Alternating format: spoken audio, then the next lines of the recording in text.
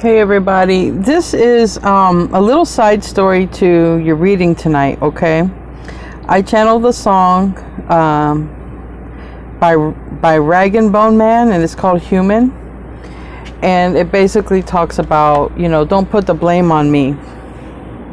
And because most people love my little life stories, but some people don't, because they just want the messages. They don't want the side story. They don't want to know anything about the reader. Yeah, I get that. Time is precious, right? But for those who do like to know, when I interject into my reading the stories, I got 2 points of view on this. All right, and so I was guided to share a part of my own personal life. So if this is something you're not into, just don't watch this video. Wait till the video that I'm going to talk about right now comes out, because it's going to have to do with the song that I channeled. But the 2 points of view, the 2 things that Spirit had told me, and what seems to be coming out here, it talks about, I'm only human after all.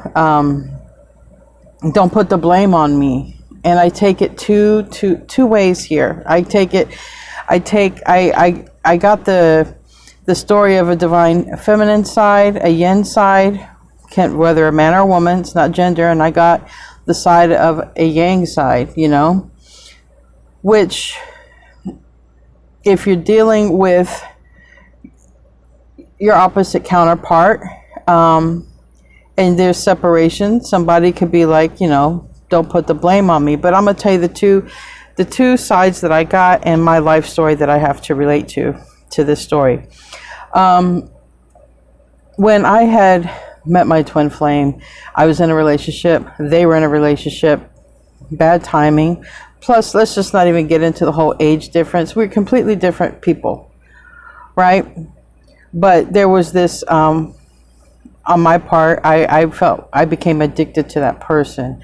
I had even went to tell my husband. I said, hey, I don't trust myself around this person. I said, there's something about this person. I feel connected to them, or I feel that I know them, and yada, yada, yada, right? So on and so forth. I felt we had a mission, okay?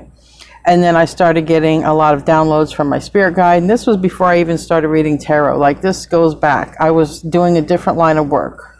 I was a security officer.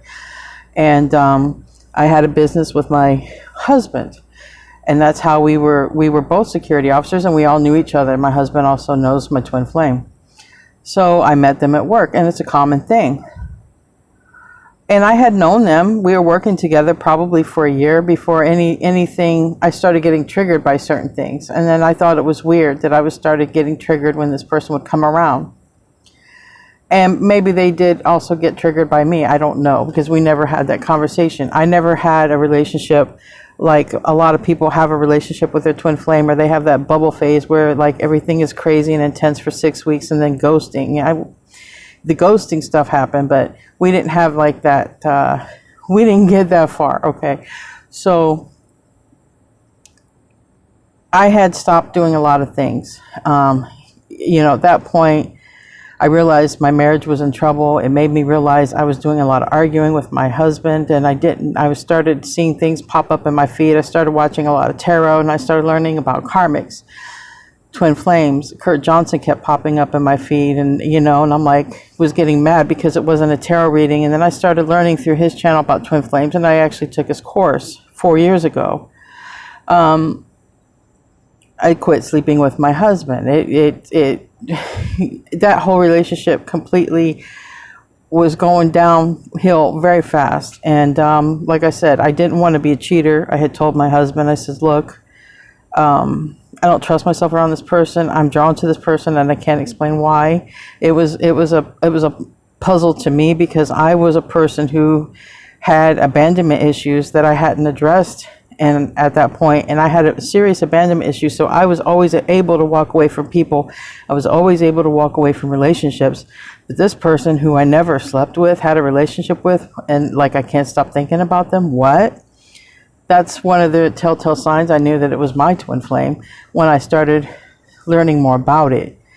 And then I started doing other studies and stuff about it, and I realized there's other things that twins have in common.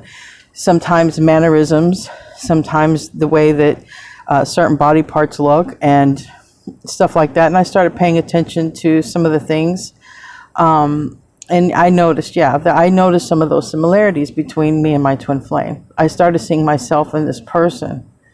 And then I also started understanding that person, because the life they were living was sort of a life I was living when I was their age. But I actually started it a little bit earlier than they did. So I understand at that point, I had the guilt. My spirit guide started talking to me and saying stuff that I needed to do or that I should say. And at that point, I'd started reading tarot, but not on YouTube. And I read tarot for my twin, and I told my twin some things. So this is where a lot of ghosting started happening, because I feel like there was a lot of misunderstanding. I feel my twin thinks I was using probably witchcraft, which I've never put a love spell on any person ever, okay? And witchcraft is not something I do. I wasn't raised in it, and I've been close to stuff like that where I live, because it's everywhere where I live. I live in Central Florida, and there's a lot of type of, people use Santeria and Palo and Obey, and there's just a lot of it where I live, along with churches. Like, there's everything here where I live. But on my husband's side of his point of view was, look, this person is doing spell work on you. The person you think is your twin flame is not your twin flame. They're doing spell work on you. And I said, well, how do you know? Well, because, they've told me, they've had conversations with me, and they told me that they do this to get women. And I was like, okay, but it didn't make sense to me, because the person who is my twin flame, they don't really need that. Like, they have looks, they have youth on their side, they have money. Like, they don't have things that most people would need to put a spell on somebody for. They have people who would naturally be attracted to them. So that didn't make sense to me. And I also looked back and I said, well, also me being like my twin, I've never had to do any type of spell work to get anybody. I've always had people naturally attracted to me. So why would it be any different with them? It's not. Even at my old ass age, I still have people attracted to me. So, that's just the way it is for some people. But I never did spell work. I don't believe my twin did spell work either. But that's what my husband said. Maybe my twin thought it. I don't know. I never had a conversation with my twin to find out how they felt. We never got that far. There was always somebody between us, always someone around. We could never really talk. Now, I had my spirit guide telling me things that were supposed to happen on the journey, or some things that should have happened between me and my twin.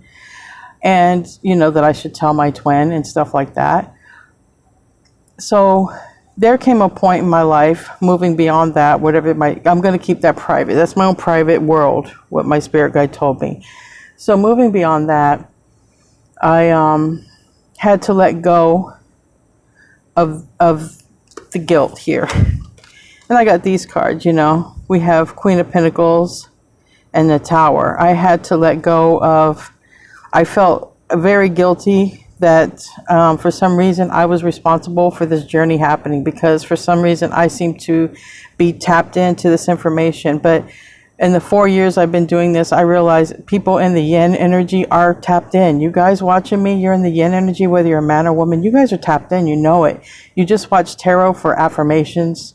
You watch tarot because you want to find out maybe about this person. I used to watch a lot of it, and I still have a couple of my favorite readers that I watch to support them, right? I do it to support them. And I know some of you guys watch me to support me, or you watch me to go to sleep because, whatever, or have coffee to me or whatever. And thank you so much. I like hanging out with you guys when we are in the chat. I really do. I feel like we're all making a friendship with each other. And we had 360 people in the chat the other night. I'm like, wow, I didn't think, like, for me with my channel, like, I never saw all that. But anyways, if I were to put myself in my twins' shoes, okay, I would also feel like I don't want to blame them for this journey not happening, because I've actually learned a lot from my twin. I've learned that I need to rely on myself, and that's actually a goal that I'm currently working on. Where I live, it's incredibly expensive to live here, and I've thought about literally moving out just to afford a cheaper place, because I can make good money here, and it's very expensive to live where I live. I mean, very expensive. When you have to pay for everything out of your pocket where I live, I mean, basics, I'm going to be spending like $5,000 a month just to pay for insurance, pay for rent, pay for utilities, pay for food. Also, since my son's house caught fire, kind of paying for my kids. They lost their home and they're with me. So it's like, for me, just to like survive anywhere, to live somewhere, it's like $5,000 minimum. And it's making that on, trying to make content on YouTube and having a side job, like it's hard. I can't do both. I'm a human, and I'm a middle-aged human. Like, my energy levels aren't what they once were, okay? And so putting myself in my twin's shoes, if my twin were looking at me, maybe my twin sees me as someone who didn't try hard enough, and not to have union, but didn't try hard enough as a person. You know, I always had goals and ambitions, but because of how I was raised by my grandparents, I was always raised to just, you know, serve my husband or whatever, and not really worry and focus about like a career, or worry or focus about making my own money.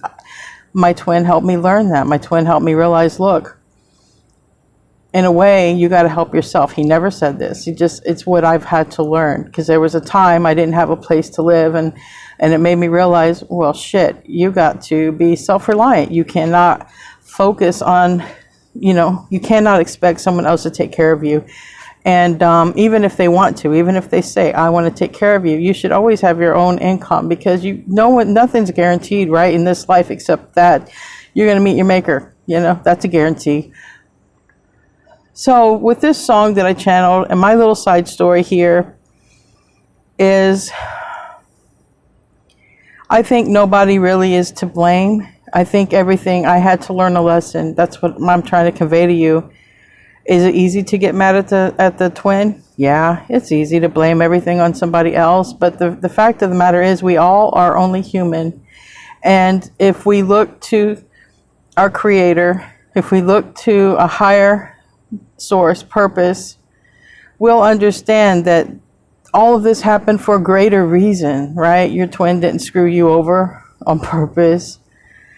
You didn't screw your twin over on purpose either, because, you know, what I learned in my twin flame course is you have to ascend, and you have to meditate, and you have to do all these things, and then they ascend. And I'm saying, like, look, I do the best I can, right? I have to also make money. That's the reality. I also have to take care of my family. That's the reality. To make time to meditate and just be in silence. I do a lot of prayer. I mean, you guys, I pray all the time. But to sit and listen and meditate sometimes is hard, because I'm one of those people, as soon as I go sit somewhere, somebody pops up into my space. It doesn't matter where it's at. I can be in a park alone, and I'm telling you, a stranger will come up into my space and ask me where the bathroom is or something like that. Like, it just never fails. Or I'll sit to meditate and I'll hear sirens, because I live in a busy city. Like, just always something seems to interrupt that. And I say to God, well, God, am I the one who is at fault here? Because I really can't seem to meditate. Besides my whole ADHD brain, and besides being cerebral Aquarian that I am, it's very hard to just sit and meditate, but I do try. And I know that a lot of you guys might have that issue too, and some may not. Some may not. But this reading, I'm going to get off here. This is just a side story, but this reading, what I got from this, and these were some cards I just pulled for me to say what I was going to say. It was your destiny. Yes, yin and yang right there. You guys went in front of the elders in heaven, and you guys agreed to do something.